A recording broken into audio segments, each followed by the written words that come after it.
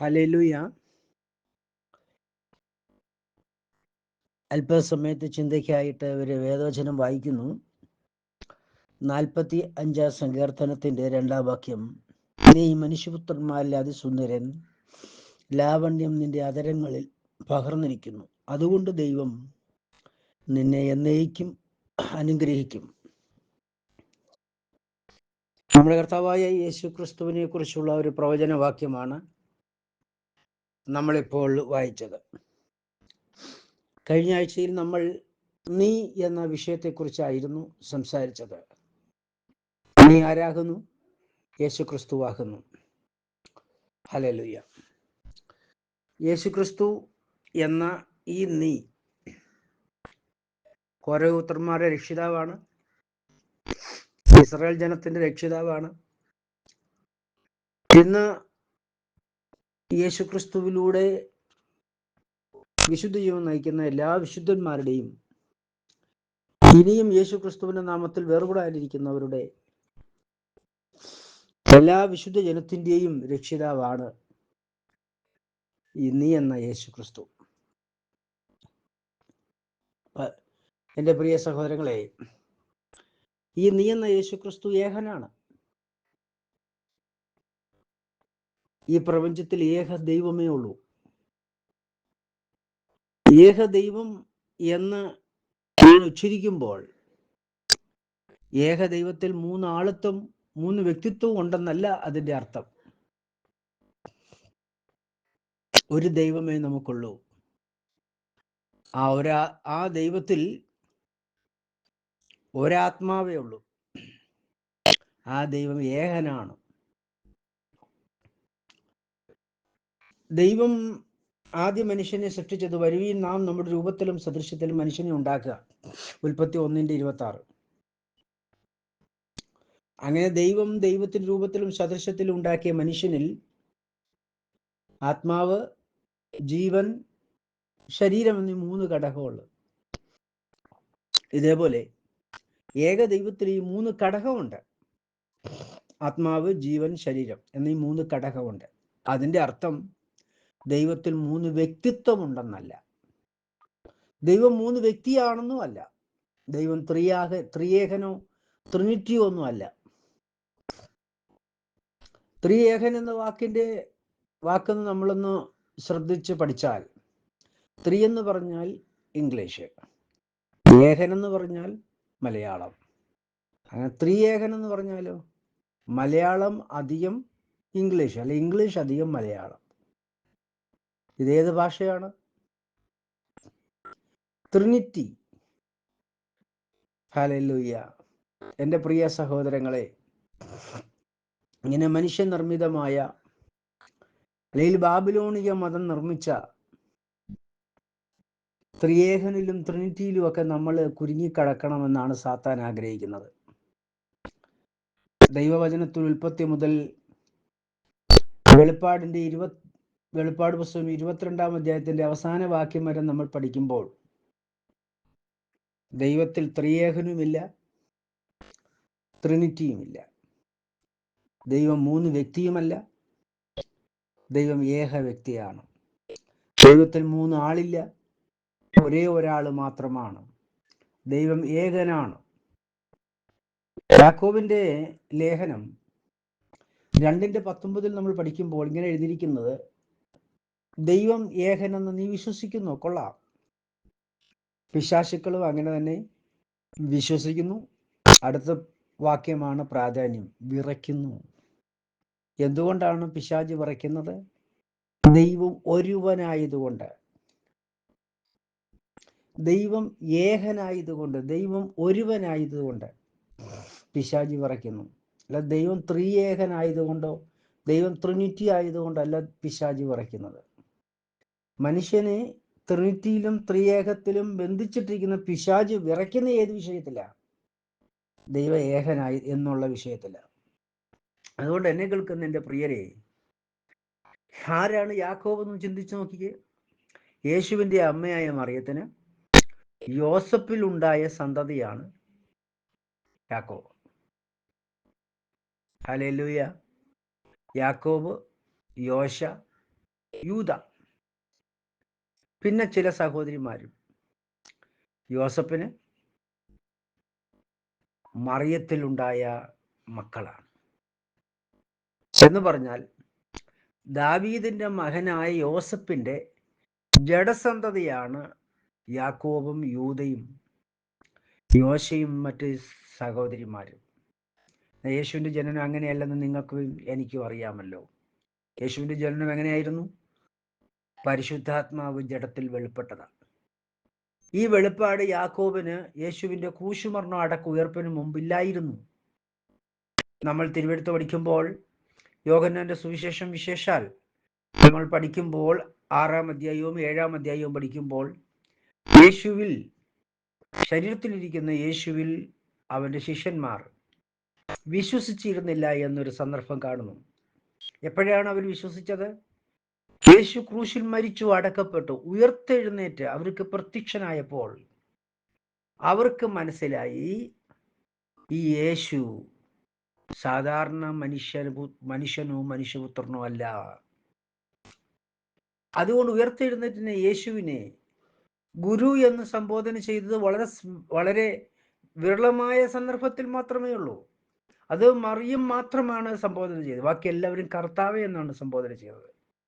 കർത്താവ് എന്ന് യേശുവിനെ എവിടെ വിളിക്കുന്നു തിരുവെഴുത്തിൽ, അതെല്ലാം കർത്താവ് എന്ന് പറയുന്നതിൻ്റെ യഹൂദ ഭാഷ പറഞ്ഞാൽ യാവേ, അഡോണി എന്നാണ്, യഹോവേ എന്നാണ് പറയുന്നതിൻ്റെ അർത്ഥം. പറഞ്ഞ ആ വിളിയുടെ ശബ്ദം.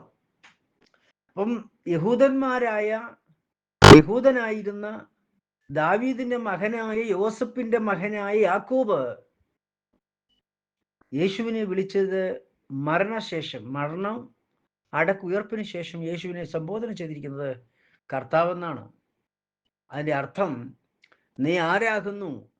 ഞങ്ങൾ തലമുറ തലമുറയായി സേവിക്കുന്ന, എൻ്റെ ജനന നിമിഷം മുതൽ ഇതുവരെ ഞാൻ ആരുടെ മുമ്പിലാണോ മുട്ടുകുത്തി കർത്താവെ എന്ന് നിലവിളിച്ചിരുന്ന, അഡോണി എന്ന് നിലവിളിച്ചിരുന്ന ആ കർത്താവ് തന്നെയാണ് നീ. അതുകൊണ്ടാണ് യേശുവിന് ഉയർത്തെഴുന്നേറ്റ് തോമസ് ഇങ്ങനെ പറഞ്ഞത്, എൻ്റെ ദൈവവും എൻ്റെ കർത്താവുമായുള്ളവേ. ദൈവവും കർത്താവുമായവനാണ് ആര്? യേശു ക്രിസ്തു. പ്രിയരെ, യേശു ക്രിസ്തുവിനെ കർത്താവെന്ന് ഏറ്റുപറയുന്നവനാണ് ആര്? ദൈവമൈതലായിത്തീരുന്നത്. ഒന്നാം സ്റ്റെപ്പ്. യേശു ക്രിസ്തുവിലേക്ക് വരുന്നതിന്റെ ഒന്നാം സ്റ്റെപ്പ് എന്താണ്? വിശ്വസിക്കുക, പാവിയാണെന്ന് സമ്മതിക്കുക, യേശുവിനെ കർത്താവും രക്ഷിതാവുമായി യേശു ക്രിസ്തു എൻ്റെ കർത്താവാണെന്ന് ഏറ്റുപറയണം. യേശു ക്രിസ്തു കർത്താവെന്ന് ഏറ്റുപറയുമ്പോൾ എന്താണ് അവർ പറയുന്നത്? യേശു ക്രിസ്തു തന്നെയാണ് യഹോവ, യേശു ക്രിസ്തു തന്നെയാണ് കർത്താവ്, യേശു ക്രിസ്തു തന്നെയാണ് അഡോണി, എൻ്റെ യജമാനൻ. ന്യായപ്രമാണത്തിൽ അബ്രഹാമിനും ഇസഹാക്കിനും യാക്കോബിനും മോശയ്ക്കും സ്തോത്രം, പിന്നെ പ്രവാചകന്മാർക്കും രാജാക്കന്മാർക്കും വെളിപ്പെട്ട ന്യായപ്രമാണ വിശുദ്ധന്മാർ ആരുടെ മുമ്പിലാണോ നിലവിളിച്ച് കരഞ്ഞ് അബ്രഹാമിൻ്റെയും ഇസഹാക്കിൻ്റെയും യാക്കോബിൻ്റെയും ദൈവമേ എന്ന് സംബോധന ചെയ്ത് പ്രാർത്ഥിച്ചിരുന്ന അതേ ദൈവം തന്നെയാണ്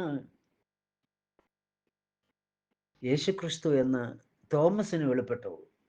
ഇന്ന് പലർക്കും ഇത് വെളിപ്പെടുന്നില്ല. അതുകൊണ്ട് അവരെന്തു ചെയ്യുന്നു? ഇന്നും പാപത്തിലിരിക്കുന്നു.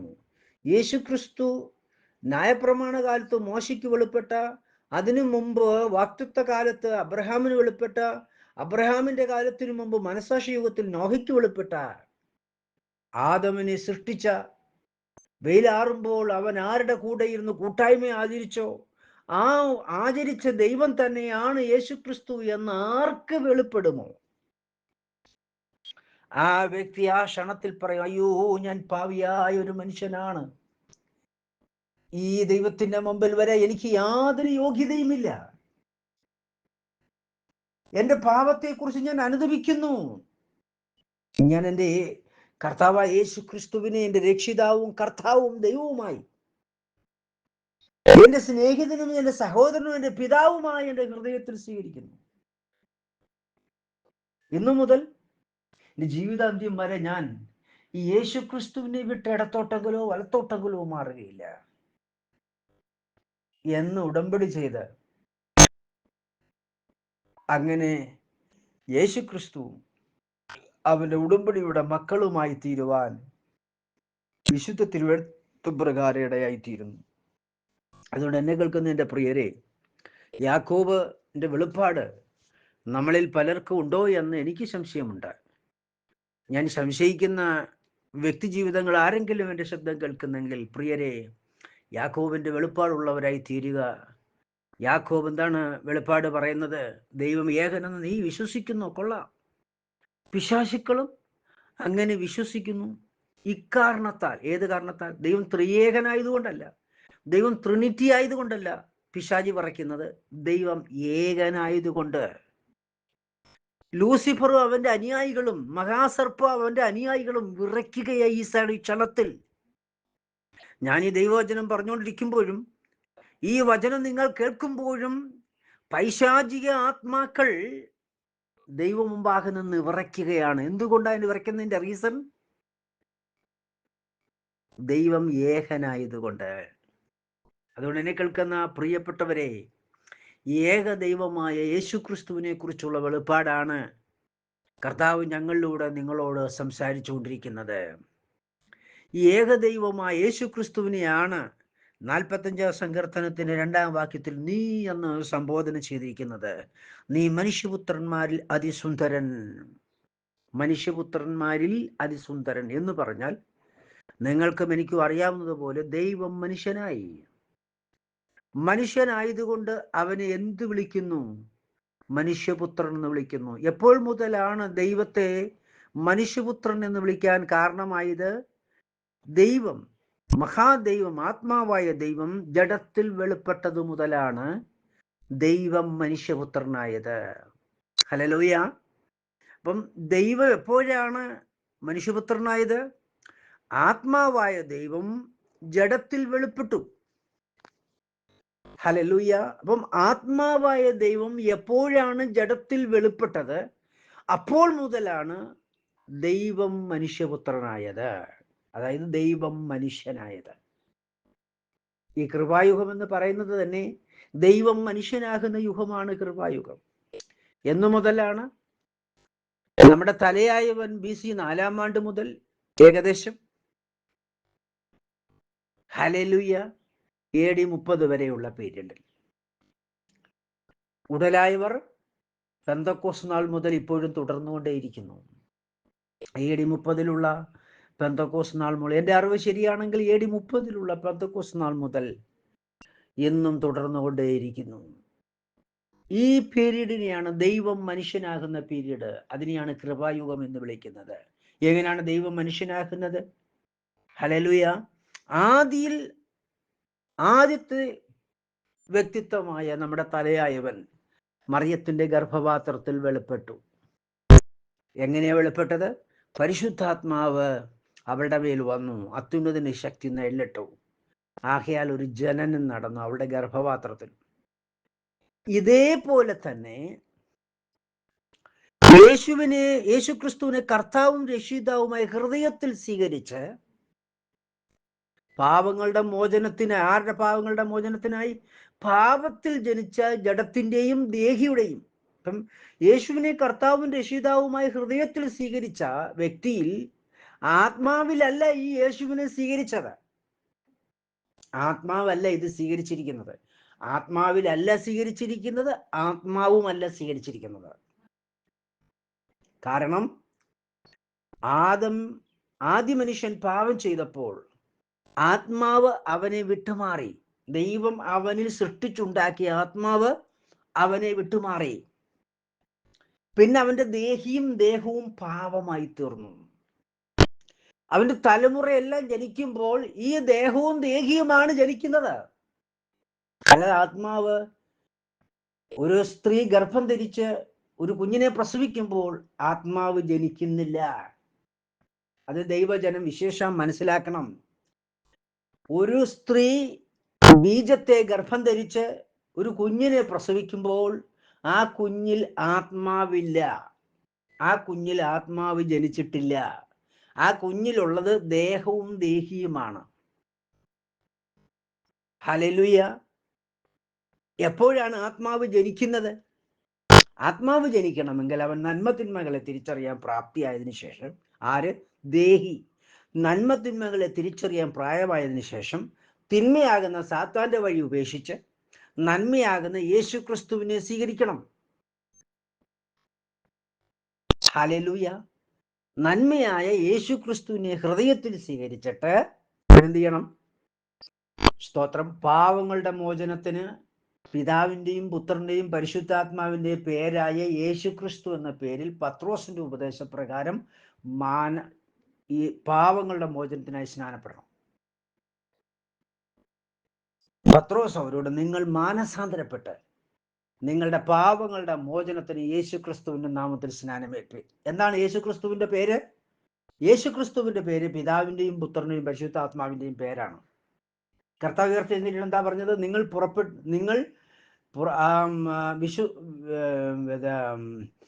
മത്തായിയുടെ സുവിശേഷം 28:19 പറയുന്നത്, പിതാവിന്റെയും പുത്രന്റെയും പരിശുദ്ധാത്മാവിന്റെയും പേരിൽ സ്നാനപ്പെടുത്തുക. പിതാവിന്റെയും പുത്രന്റെയും പരിശുദ്ധാത്മാവിന്റെയും പേര് പേരെന്നല്ല, അഥവാ നാമം എന്നല്ല. പിതാവിന്റെ പേരിലാണ് പുത്രനെ അയച്ചിരിക്കുന്നത്, പുത്രന്റെ പേരിലാണ് പരിശുദ്ധാത്മാവിനെ അയച്ചിരിക്കുന്നത്. അതായത് പിതാവിന്റെ പേര് യേശു, പിതാവിന്റെ പേരിൽ പുത്രനെ അയച്ചു, അതുകൊണ്ട് പുത്രന്റെ പേര് യേശു. പുത്രനെ ദൈവം അഭിഷേകം ചെയ്തപ്പോൾ യേശു ക്രിസ്തുവായി.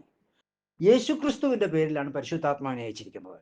ആകയാൽ പിതാവിന്റെയും പുത്രന്റെയും പരിശുദ്ധാത്മാവിന്റെ പേര് യേശു ക്രിസ്തു എന്നാണ്.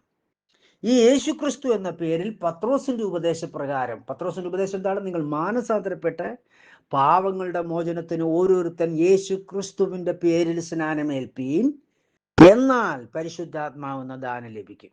ഈ എന്നാൽ എന്നുള്ള വചനം നമ്മളിൽ നിവൃത്തിയാകുമ്പോൾ, വിശ്വസിക്കുന്നു ഞാൻ ഏറ്റു പറയുമ്പോൾ, സ്നാപകൻ പാവങ്ങളുടെ മോചനത്തിന് അപ്പോസ്തോലിക ഉപദേശപ്രകാരം ഞാൻ നിന്നെ യേശുക്രിസ്തുവിനെ സ്നാനപ്പെടുത്തുന്നു എന്ന് പറഞ്ഞുകൊണ്ട് സ്നാനപ്പെടുത്തുമ്പോൾ, യേശുക്രിസ്തുവിന്റെ പേര് നിമിത്തം എൻ്റെ ദേഹത്തിലും ദേഹിയിലുമുള്ള ഏതേനിലെ പാവം മോചിക്കപ്പെടും. എവിടത്തെ പാവമാ? ഏതേനിലെ പാപം. എൻ്റെ ദേഹത്തിലും ദേഹിയിലുമുള്ള ഏതേനിലെ പാപം മോചിക്കപ്പെടും. ആരുടെ പേര് പറഞ്ഞാലേ മോചിക്കപ്പെടത്തുള്ളൂ? യേശു ക്രിസ്തു എന്ന പേര് ഉച്ചരിച്ചാൽ മാത്രമേ ഏതേനിലെ പാപം മോചിക്കപ്പെടത്തുള്ളൂ. യേശു ക്രിസ്തു എന്ന പേര് ഉച്ചരിക്കാതെ എവിടെ സ്നാനപ്പെടുത്തിയാലും ആദമിക പാപം മോചിക്കപ്പെടുകയില്ല. ഇത് ദൈവത്തിന്റെ നിത്യപ്രമാണമാണ്. കാരണം സ്വർഗരാജ്യത്തിന് താക്കോൽ ശീമോൻ പത്രോസിനോട് പറഞ്ഞു, നീ പത്രോസാകുന്നു, ഈ പാറമേൽ ഞാൻ എൻ്റെ സഭയെ പണിയും, പാതാള ഗോപുരങ്ങൾ ഏതിനെ യേശുക്രിസ്തുവിനെ നദി സ്നാനപ്പെട്ട് വിശുദ്ധി നയിക്കുന്നവനെ ജയിക്കത്തില്ല. ഇല്ലെങ്കിൽ ജയിക്കുമെന്ന് അപ്രമാണമായിരുന്നു. അതിന്റെ മറുസൈഡ് എന്താണ്? ഇല്ലെങ്കിൽ ജയിക്കും. എന്നിട്ട് ശീമോൻ പത്രോസിനോട് കർത്താവ് പറഞ്ഞു, സ്വർഗരാജ്യത്തിന് താക്കോൽ ഞാൻ നിനക്ക് തരുന്നു. നീ ഭൂമിയിൽ കെട്ടപ്പെടുന്നത് സ്വർഗത്തിൽ കെട്ടപ്പെട്ടിരിക്കും, നീ ഭൂമിയിലേക്ക് സ്വർഗത്തിൽ അഴിഞ്ഞിരിക്കും. അങ്ങനെയാണെങ്കിൽ പെന്തക്കോസ്ത് നാളിൽ ദൈവം ശീമോൻ പത്രോസിന്റെ ഈ സ്വർഗരാജ്യയുടെ താക്കോല് കൊടുത്ത് അവൻ മുഖാന്തരം സ്ഥാപിച്ചതാണ് അപ്പോസ്തോലിക ഉപദേശം. വള്ളിയെങ്കിലും പുള്ളിയെങ്കിലും കുറയ്ക്കുകയോ കൂട്ടുകയോ ചെയ്യുന്നവൻ സ്വർഗത്തിന്റെ പടി കടക്കുകയില്ല. അത് ഉറപ്പായ കാര്യമാണ്. കാരണം വള്ളിയും പുള്ളിയും കൂട്ടിയാൽ ജീവന്റെ പുസ്തകത്തിൽ പേരെഴുതി ചേർക്കത്തില്ല. ഈ ജീവന്റെ പുസ്തകത്തിൽ പേരെഴുതുന്നത് ഈ ഭൂമിയിലെ ഒരു ഉപദേശിയോ പാസ്റ്ററോ ഡിസ്ട്രിക്ട് പാസ്റ്ററോ സെൻട്രൽ പാസ്റ്ററോ ചെയർമാനോ വൈസ് ചെയർമാനോ ഇങ്ങനെ ഒരു വ്യക്തിയുമല്ല. ജീവന്റെ പുസ്തകത്തിൽ പേരെഴുതി ചേർക്കുന്നത് യേശു ക്രിസ്തുവാണ്. യേശു ക്രിസ്തു സ്നാനപ്പെടുത്തുന്ന കർത്താവിന്റെ ദാസനുമല്ല. ഒരുപക്ഷെ യേശു ക്രിസ്തുവിന്റെ നാമത്തിൽ സ്നാനപ്പെടുത്തിയിട്ടുണ്ടെങ്കിൽ, ആരെങ്കിലും പെട്ടിട്ടുണ്ടെങ്കിൽ, അവർ പെടുത്തിയിട്ടുണ്ടല്ലോ ഒരു വ്യക്തി, ആ വ്യക്തി യേശുക്രിസ്തു സ്നാനപ്പെട്ട അഭിഷിക്തനാണ്. അദ്ദേഹത്തിന് ദൈവം ശുശ്രൂഷ ഏൽപ്പിച്ചു, ദൈവീയ ശുശ്രൂഷ ചെയ്തു എന്നല്ലാതെ അദ്ദേഹത്തിനും പേരെഴുതാനുള്ള അനുവാദമില്ല. പേരെഴുതുന്നത് ആരാണ്? യേശുക്രിസ്തുവാണ്. യേശുക്രിസ്തുവിന്റെ സന്നിധിയിൽ ഇരിക്കുന്ന ജീവന്റെ പുസ്തകത്തിൽ ആരാണ് പേരെഴുതുന്നത്? യേശുക്രിസ്തു തന്നെയാണ്. യേശുക്രിസ്തു പേരെഴുതണമെങ്കിൽ എന്ത് ചെയ്യണം? ഞാൻ എൻ പാവങ്ങളുടെ മോചനത്തിനായി യേശുക്രിസ്തുവിന്റെ നാമത്തിൽ സ്നാപകൻ എന്നെ സ്നാനപ്പെടുത്തിയിരിക്കണം. അങ്ങനെ സ്നാനപ്പെടുത്തി കഴിയുമ്പോൾ ആ സെക്കൻഡിൽ എൻ്റെ പാവങ്ങൾ, എൻ്റെ ജഡത്തിലും ദേഹിയിലെയും പാവങ്ങൾ ദൈവത്താൽ ക്ഷമിക്കപ്പെടും. യേശുക്രിസ്തുവിന്റെ നാമത്തിൽ സ്വർഗത്തിലും ഭൂമിയിലും വെച്ച് ക്ഷമിക്കപ്പെടും. ഈ ക്ഷണത്തിൽ പരിശുദ്ധാത്മാവ് എന്നിലേക്ക് അയക്കപ്പെടും. മറിയത്തിന്റെ ഗർഭപാത്രത്തിലേക്ക് മറിയത്തിലേക്ക് പരിശുദ്ധാത്മാവ് വന്നതുപോലെ നമ്മളിലേക്ക് പരിശുദ്ധാത്മാവിനെ അയക്കപ്പെടും ഈ ക്ഷണത്തിൽ. കർത്താവ് തിരുവനന്തപുരത്ത് എന്താ പറയുന്നത്? പത്രോസ് അവരോട് നിങ്ങൾ മാനസാന്തരപ്പെട്ട് നിങ്ങളുടെ പാപങ്ങളുടെ മോചനത്തിന് ഓരോരുത്തരും യേശു ക്രിസ്തുവിന്റെ പേരിൽ സ്നാനമേൽപ്പീൻ, എന്നാൽ പരിശുദ്ധാത്മാവെന്ന് ദാനം ലഭിക്കും, ഇല്ലെങ്കിൽ ലഭിക്കില്ല. ഈ പരിശുദ്ധാത്മാവെന്ന ദാനം എന്നിലേക്ക് അയക്കപ്പെട്ടാൽ മാത്രമേ എൻ്റെ ഹൃദയത്തിൽ വീണ്ടും ജനനം നടക്കുള്ളൂ. അപ്പൊ എന്നിൽ വീണ്ടും ജനനം എടുക്കുന്ന എങ്ങനെയാണ്? പരിശുദ്ധാത്മാവ് എന്നിൽ വന്ന് ജനിക്കുന്ന ജനനമാണ് വീണ്ടും ജനനം. കാരണം എന്താണ്?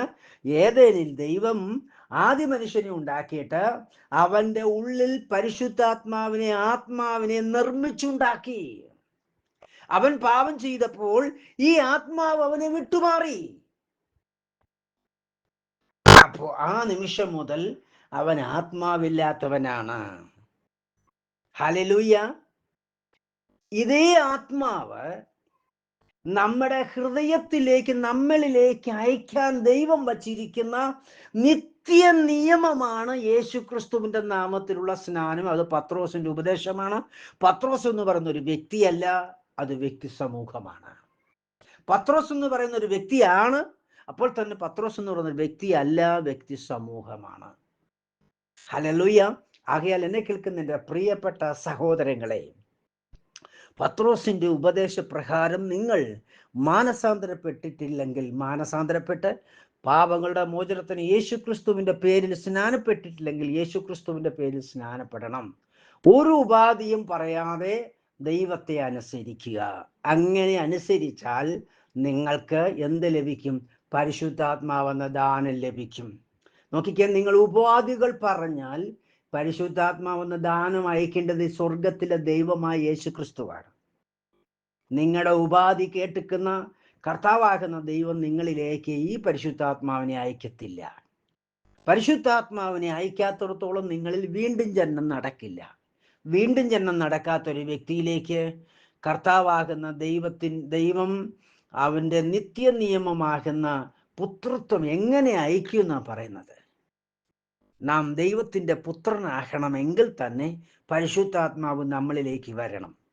ദൈവത്തിന്റെ പരിശുദ്ധാത്മാവ് നമ്മളിൽ വന്നിട്ട് നമ്മളിൽ ജനനം നടക്കുമ്പോഴാണ് വീണ്ടും ജനനം ഉണ്ടാകുന്നത്, നമ്മുടെ ആത്മാവ് വീണ്ടും ജനിക്കുന്നത്. അങ്ങനെയെങ്കിൽ നമ്മുടെ ആത്മാവ് വീണ്ടും ജനിക്കാതിരിക്കുന്ന നിമിഷം, അത് യേശു ക്രിസ്തുവിന്റെ നാമത്തിൽ സ്നാനപ്പെടാതിരിക്കുന്ന നിമിഷം എന്ന് പറയുന്നത് നമ്മുടെ ആത്മാവ് ജനിക്കാതിരിക്കുകയാണ്. ആത്മാവ് ജനിക്കാതിരിക്കുന്ന അർത്ഥം എന്താണ്? ആത്മാവില്ല നമ്മളിൽ. പിന്നെന്താ ഉള്ളത്? ദേഹിയും ദേഹവും. കന്നാലിക്കും ദേഹിയുണ്ട്, മനുഷ്യർക്കും ദേഹിയുണ്ട്. മനുഷ്യർക്ക് രണ്ട് തലത്തിലുള്ള ദേഹിയുണ്ട്. ഹല്ലേലൂയ. ഒന്ന് ജഡത്തിന്റെ ദേഹി, മറ്റൊന്ന് ദേഹി എന്ന പ്രത്യേക ഘടകവും.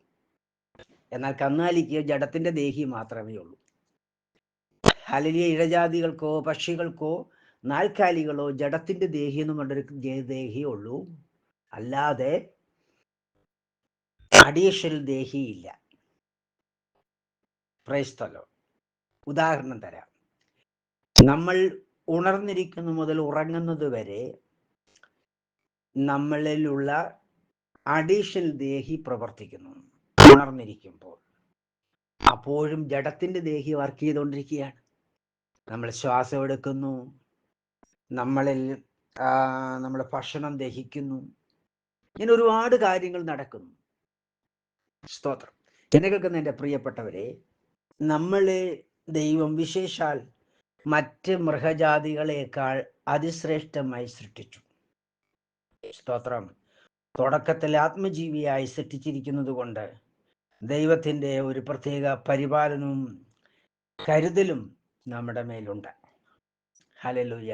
ആകയാൽ എന്നെ കേൾക്കുന്ന പ്രിയപ്പെട്ട സഹോദരങ്ങളെ, നമ്മുടെ ജഡത്തിന്റെ ദേഹിയോ അല്ലെങ്കിൽ ഏതെനിൽ പാപം ചെയ്യുവാൻ കാരണമായ ദേഹിയോ ഒന്നും സ്വർഗരാജ്യത്തിൽ പോകത്തില്ല. സ്തോത്രം.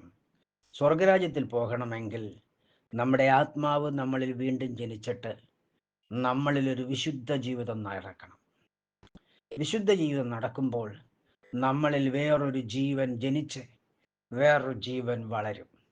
ഈ ജീവൻ മാത്രമേ സ്വർഗത്തിൽ പോകത്തുള്ളൂ. അതായത് യേശുക്രിസ്തുവിൻ്റെ ആത്മാവ് നമ്മളിൽ ജനിച്ചിട്ട് യേശുക്രിസ്തുവിൻ്റെ ആത്മാവിൽ ജീവനുള്ളത് കൊണ്ട് ആ ജീവൻ സകലത്തിലും ക്രിസ്തു എന്ന തലയോളം വചനത്താൽ വളർന്നാൽ മാത്രമേ നമ്മൾ സ്വർഗരാജ്യത്തിൽ പ്രവേശിക്കുകയുള്ളൂ.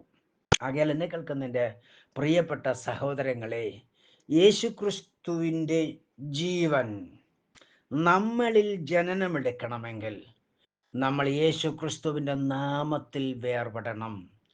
ഫസ്റ്റ് സ്റ്റെപ്പ് യേശുവിനെ കർത്താവിൻ്റെ രക്ഷിതാവായി സ്വീകരിച്ചിട്ട് യേശുക്രിസ്തുവിൻ്റെ നാമത്തിൽ സ്നാനപ്പെടുമ്പോൾ തന്നെ നമ്മുടെ ജീവിതത്തിൽ ഒരു ജനനം നടന്നിട്ട് നമ്മുടെ ജീവിതം നമ്മുടെ വേർപാട് ആരംഭിക്കുകയാണ്. ഏതിൽ നിന്ന്? വക്രതയും കോട്ടവുമുള്ള തലമുറയിൽ നിന്ന് നമ്മളൊരു വേർപാട് ആചരിക്കുകയാണ്. എഫേസ്യ ലേഖനം 2:1 ഇങ്ങനെ പറയുന്നു, വക്രതയും കോട്ടവുമുള്ള ഈ തലമുറയിൽ നിന്ന് അവൻ നമ്മെ ഉയർപ്പിച്ചപ്പോൾ യേശുക്രിസ്തുവിൻ്റെ നാമത്തിൽ സ്നാനപ്പെട്ടപ്പോൾ. യേശുക്രിസ്തുവിൻ്റെ നാമത്തിൽ സ്നാനപ്പെടാത്തൊരു വ്യക്തിക്ക് ഈ ലോകമെന്ന ദേഹത്തിൻ്റെയും ദേഹിയുടെയും വക്രതയിൽ നിന്ന് വേർപെടുവാൻ പറ്റില്ല. അതുകൊണ്ട് എന്നെ കേൾക്കുന്ന ദൈവത്തിൻ്റെ ജനമേ, കർത്താവിന് എന്നെയും നിങ്ങളെയും ആവശ്യമാണ്.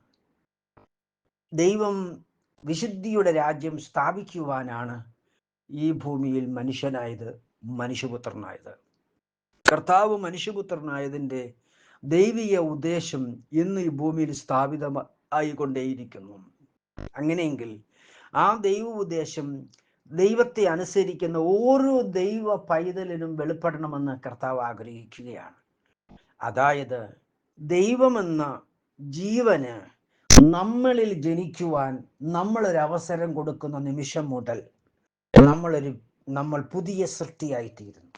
വിശുദ്ധ തിരുവെഴുത്തിൽ 2 Corinthians 5:17 പറയുന്നു, ഒരുവൻ ക്രിസ്തുവിലായാൽ പുതിയ സൃഷ്ടിയാണ്, പഴയതെല്ലാം കഴിഞ്ഞുപോയി, ഇതാ സകലതും പുതുതായി തീർന്നിരിക്കുന്നു. ഹല്ലേലൂയ. അപ്പോൾ ഈ പുതുതായി തീരുന്നൊരനുഭവം, പുതിയ സൃഷ്ടിയാകുന്ന അനുഭവം, ഇത് ദൈവത്തെ അനുസരിക്കുന്ന, കർത്താവാകുന്ന ദൈവത്തിൻ്റെ വഴികളിൽ നിൽക്കുവാൻ താല്പര്യപ്പെടുന്ന ഏതൊരു വ്യക്തിക്കും ദൈവം സൗജന്യമായി നൽകുന്നതാണ്. തിരുവെഴുത്ത് പറയുന്നു, സ്വാതന്ത്ര്യത്തിനായി ഇച്ഛിക്കുന്ന ഏവനെയും ഞാൻ അതിനകത്താക്കും. അതുകൊണ്ട് എന്നെ കേൾക്കുന്ന ദൈവത്തിൻ്റെ മക്കളെ, ഈ ലോകത്തിൽ ഒരു സംഘടന നിങ്ങളെ സ്വർഗത്തിൽ കൊണ്ടുപോകില്ല. സ്തോത്രം. യേശുക്രിസ്തുവിൻ്റെ നാമത്തിലുള്ള സംഘടനകളോ അല്ലെങ്കിൽ തൃത്വനാമത്തിലുള്ള സംഘടനകളോ ഇല്ലെങ്കിൽ സമുദായ സംഘടനകളോ ഇതൊന്നും നിങ്ങളെ സ്വർഗരാജ്യത്തിൽ കൊണ്ടുപോകത്തില്ല. സ്വർഗത്തിൽ പോകണമെങ്കിൽ നിങ്ങൾ പത്രോസിൻ്റെ ഉപദേശപ്രകാരം മാനസാന്തരപ്പെട്ട് പാപങ്ങളുടെ മോചനത്തിന് യേശുക്രിസ്തുവിൻ്റെ നാമത്തിൽ സ്നാനപ്പെട്ട് വിശുദ്ധ ജീവിതം നയിച്ചാൽ മാത്രമേ സ്വർഗത്തിൽ പോകൂ. ഇത് സംഭവിക്കുമ്പോൾ നിങ്ങൾ ലോകത്തിൽ നിന്ന് നിങ്ങൾ ആകണം. അത് ദൈവം ആഗ്രഹിക്കുന്നു. ഹല്ലേലൂയ. യേശുക്രിസ്തുവിൻ്റെ നാമത്തിൽ സ്നാനപ്പെട്ട ഒരു വ്യക്തിയും സ്നാനപ്പെടാത്ത വ്യക്തിയും ദൈവത്തിൻ്റെ സന്നിധിയിൽ വ്യത്യസ്തരാണ്. ഹല്ലേലൂയ. ഒന്ന് അന്ധകാരത്തിൽ കടക്കുന്ന ജനമാണ്, മറ്റത് അത്ഭുത പ്രകാശത്തിൽ വന്ന ജനമാണ്. പത്രോസിന്റെ ലേഖനം പഠിപ്പിക്കുന്നത് അന്ധകാരത്തിൽ നിന്ന് നിങ്ങളെ വിളിച്ചവന്റെ അത്ഭുത ഗുണങ്ങളെ ഘോഷിപ്പാൻ തക്കവണ്ണം തിരഞ്ഞെടുക്കപ്പെട്ട ഒരു ജാതി. ഏത് ജാതി? യേശുക്രിസ്തുവിന്റെ പേരിലുള്ള ജാതി. യേശുക്രിസ്തുവിന്റെ പേരില്ലാത്ത ഒരു ജാതി ദൈവത്തിൻ്റെതല്ല. അത് ഞാൻ നിങ്ങളോട് ഉറപ്പിച്ചു പറയുന്നു, സീൽ ചെയ്ത് പറയുന്നു, ആമീൻ ആമീൻ പറയുന്നു. യേശുക്രിസ്തുവിന്റെ പേരില്ലാത്ത ഒരു ജാതി ദൈവത്തിൻ്റെതല്ല. നമ്മെ ഈ ഭൂമിയിൽ അമ്മ പ്രസവിക്കുമ്പോൾ അമ്മ പ്രസവിച്ച് ജനിച്ച് ജീവിക്കുന്ന ഒരു ജാതിയിലും യേശുക്രിസ്തു എന്ന പേരില്ല. എൻ്റെ പ്രിയ സഹോദരങ്ങൾ മനസ്സിലാക്കുക, അമ്മ പ്രസവിച്ച് ഈ ഭൂമിയിൽ ജീവിക്കുന്ന ഒരു വ്യക്തിയിലും യേശുക്രിസ്തു എന്ന പേരില്ല. യേശുക്രിസ്തു എന്ന പേരില്ലാത്ത ഒരു വ്യക്തിയും ദൈവത്തിൻ്റെ വംശമല്ല. ദൈവത്തിൻ്റെ വിശുദ്ധ വംശമായി തീരണമെങ്കിൽ എൻ്റെ സഹോദര, നിനക്ക് യേശുക്രിസ്തു എന്ന പേരിലുള്ള ജനനം വേണം. ഈ ഭൂമിയിൽ 2 ജനനമാണ്, ഒന്ന് ഭൗമികം, മറ്റൊന്ന് ആത്മീയം. നമ്മളെല്ലാം ആദിയിൽ ജനിച്ചത് ഭൗമികത്തിലാണ്. ഭൗമിക ജനനം സ്വർഗരാജ്യത്തിൽ പ്രവേശിക്കില്ല. ഭൗമിക ജനനത്തിൽ നിലനിൽക്കുന്ന ഒരു വ്യക്തിക്ക് സ്വർഗത്തിൽ പ്രവേശിക്കാൻ പറ്റത്തില്ല. കാരണം സ്വർഗരാജ്യം വിശുദ്ധിയുടെ രാജ്യമാണ്. ഭൗമിക ജനനത്തിന്റെ തുടക്കം പാപത്തിൽ എൻ്റെ അമ്മ എന്നെ ഗർഭം ധരിച്ചു, പാപത്തെ പ്രസവിച്ചതാണ്. ആകയാൽ പാപത്താൽ ജനിക്കപ്പെട്ടിരിക്കുന്ന ഒരു വ്യക്തി പാപമാണ്. പാപമായ ഒരു വ്യക്തിക്ക് സ്വർഗരാജ്യത്തിൽ പ്രവേശിക്കാൻ പറ്റില്ല. സ്വർഗരാജ്യത്തിൽ പാപത്തിൻ്റെ രാജ്യമല്ല, അത് വിശുദ്ധിയുടെ രാജ്യമാണ്. വിശുദ്ധിയുടെ രാജ്യം സ്ഥാപിപ്പാൻ ദൈവം ഈ ഭൂമിയിൽ മനുഷ്യനായി തീർന്നു. ആ മനുഷ്യന് യേശു എന്ന് പേരിട്ടോ. ആ യേശുവിനെ ദൈവം അഭിഷേകം ചെയ്ത് യേശു ക്രിസ്തുവാക്കി. എന്നിട്ട് ദൈവം ഒരു പ്രവൃത്തി ആരംഭിച്ചു. അത് പെന്തക്കോസ്ത് നാളിലാണ്. ആ പെന്തക്കോസ്ത് നാളിൻ്റെ പ്രത്യേകത എന്ന് പറയുന്നത്, അതിനുശേഷം ആ പെന്തക്കോസ്ത് നാൾ മുതലുള്ള സമയങ്ങളിൽ ഈ ലോകത്തിൽ 2 ജാതികളുണ്ട്. ഒന്ന് സ്തോത്രം പാപത്തിന്റെ ജാതികളും, മറ്റൊന്ന് വിശുദ്ധിയുടെ രാജ്യം. ഒന്ന് അന്ധകാരത്തിന്റെ രാജ്യവും, മറ്റൊന്ന് പ്രകാശത്തിന്റെ രാജ്യവും. ആമേൻ. അങ്ങനെയെങ്കിൽ ഈ ലോകത്തിന്റെ രാജ്യവും സ്വർഗരാജ്യത്തിന്റെ രാജ്യവും. അപ്പൊ ഈ ലോകത്തിന്റെ മക്കളും സ്വർഗരാജ്യത്തിന്റെ മക്കളും. ഈ ലോകത്തിന്റെ മക്കൾ ഈ ലോകത്തിന്റെ നിയമപ്രകാരം ജനിക്കുന്നു. സ്വർഗരാജ്യത്തിന്റെ മക്കൾ സ്വർഗരാജ്യത്തിന്റെ നിയമപ്രകാരം ജനിക്കുന്നു. സ്വർഗരാജ്യത്തിന്റെ നിയമം സ്ഥാപിക്കുവാൻ യേശു ക്രിസ്തു എന്ന പേരോടുകൂടി ദൈവം ഭൂമിയിൽ സ്ഥാപിതമാക്കിയെങ്കിൽ, യേശു ക്രിസ്തു എന്ന ഇട്ടിരിക്കുന്ന അടിസ്ഥാനമല്ലാതെ മറ്റൊന്നും പണിയുവാൻ ആർക്കും കഴിയില്ല എന്ന് വിശുദ്ധ തിരുവചനത്തിൽ 1 കൊരിന്തി 10:7 3:10 പറയുന്നു. എങ്കിൽ എന്നെ കേൾക്കുന്ന എൻ്റെ പ്രിയ സഹോദരങ്ങളെ, ആമേൻ, 1 കൊരിന്തി 3:10 യേശു ക്രിസ്തു എന്ന ഇട്ടിരിക്കുന്ന അടിസ്ഥാനമല്ലാതെ സ്വർഗം വേറൊരു രാജ്യത്തെ സ്ഥാപിച്ചിട്ടില്ല. എങ്കിൽ എന്നെ കേൾക്കുന്ന എൻ്റെ സഹോദര സഹോദരി, യേശുക്രിസ്തു എന്ന പേരില്ലാത്ത, അടിസ്ഥാനമില്ലാത്ത ഒരു ജീവിതമാണ് നിനക്കുള്ളതെങ്കിൽ, നിന്റെ ഈ ജീവിതം, നിന്റെ യാത്ര വളരെ ദുഃഖത്തിലേക്കുള്ള യാത്രയാണ്. എൻ്റെ നിനക്ക് വളരെ ഭാരമായി തീരും, വേദനയായി തീരും, നിനക്ക് ദുഃഖമായി തീരും. ലാസ്റ്റിൽ ആമേൻ വളരെ നെടുവീർപ്പും കണ്ണുനീരും നിലവിളിയും പല്ലുകടിയുമായി തീരും. ഹല്ലേലൂയ. ദുഃഖിച്ച് നിലവിളിക്കുന്നതായി തീരും. ഇത് നിങ്ങൾക്ക് സംഭവിക്കാതിരിക്കണമെന്ന് ദൈവം ആഗ്രഹിക്കുന്നു. ആകയാൽ ദൈവം അടിസ്ഥാനമിട്ടിരിക്കുന്നത്, ദൈവത്തിന്റെ അടിസ്ഥാനം എന്താണ്? യേശു ക്രിസ്തു എന്ന അടിസ്ഥാനമാണ്. മാനസാന്തരം യേശു ക്രിസ്തു, സ്നാനം യേശു ക്രിസ്തു. യേശു ക്രിസ്തു എന്ന ആത്മാവിനെ നമുക്ക് നൽകി ദൈവം നമ്മളെ വീണ്ടും ജ്വലിപ്പിക്കുന്നു. സ്തോത്രം. മത്തായി മുതൽ വെളിപ്പാട് വരെയുള്ള ഉപദേശം അനുസരിക്കാതെ യേശു ക്രിസ്തു. വക്രതയും കോട്ടമുള്ള തലമുറയിൽ നിന്ന് വേർപെടുക. യേശു ക്രിസ്തു എന്ന നാമത്തിൽ വേർപെടണം. കർത്താവിന്റെ രക്തവും കർത്താവിന്റെ വീഞ്ഞും യേശു ക്രിസ്തുവാണ്. പ്രിയ സഹോദരങ്ങളെ, യേശു ക്രിസ്തുവിന്റെ നാമത്തിലുള്ള പ്രാർത്ഥന. ജ്ഞാനിയായുള്ള ഒരു വീട് പണിതു, അതിന് 7 തൂണും യേശു ക്രിസ്തു എന്ന പേരിലാണ്. യേശു ക്രിസ്തു എന്ന പേരൊഴികെ, യേശു ക്രിസ്തു എന്ന പേരില്ലാതെ, സഹോദരി സഹോദര, നിനക്കൊരടിസ്ഥാനം സ്ഥാപിതമാക്കാൻ നിനക്ക് കഴിയും. പക്ഷെ ദൈവരാജ്യത്തിൽ പ്രവേശിക്കില്ല. ഈ ലോകത്തിൽ 2 വിധ വിശുദ്ധ ജനം എന്ന് വിളിക്കപ്പെടുന്നവരുണ്ട്. ഒന്ന്, യേശു ക്രിസ്തു എന്ന അടിസ്ഥാനത്തിന്മേൽ നിൽക്കുന്ന വിശുദ്ധ ജനം. ഇതൊന്നും വേണ്ട, ഇതിൻ്റെ ഒന്നും ആവശ്യമില്ല എന്ന് പറയുന്ന വേറൊരു വിശുദ്ധ ജനം. അത് പേരും കൊണ്ട് വിശുദ്ധ ജനമാണ്. എന്നാൽ യേശു ക്രിസ്തു എന്ന അടിസ്ഥാനത്തിലുള്ളതോ യേശു ക്രിസ്തു എന്ന നാമത്താൽ വിശുദ്ധീകരിക്കപ്പെട്ട ജനമാണ്. പ്രിയരെ, എവിടെ സ്വർഗരാജ്യത്തിൽ പ്രവേശിക്കണമെങ്കിൽ, സ്തോത്രം, ഏതടിസ്ഥാനത്തിൽ മേൽ വേണമെന്ന് ദൈവവേദനയെ നീ വിധിക്കുക. സ്തോത്രം, നീ വിധിക്കുക. 1 കൊരിന്തി 11 പറയുന്നു, നാം നമ്മെ തന്നെ വിധിച്ചാൽ, തിരുവെഴുത്തും പ്രകാരം, അപ്പോസ്തോലിക നിയമപ്രകാരം, യേശു ക്രിസ്തു അടിസ്ഥാന പ്രകാരം നാം വിധിയിൽ അകപ്പെടാതെ, കർത്താവിന്റെ നിത്യ വെള്ളസിംഹാസനത്തിന്റെ വിധിയിൽ അകപ്പെടാതെ രക്ഷ പ്രാപിക്കാൻ കഴിയും.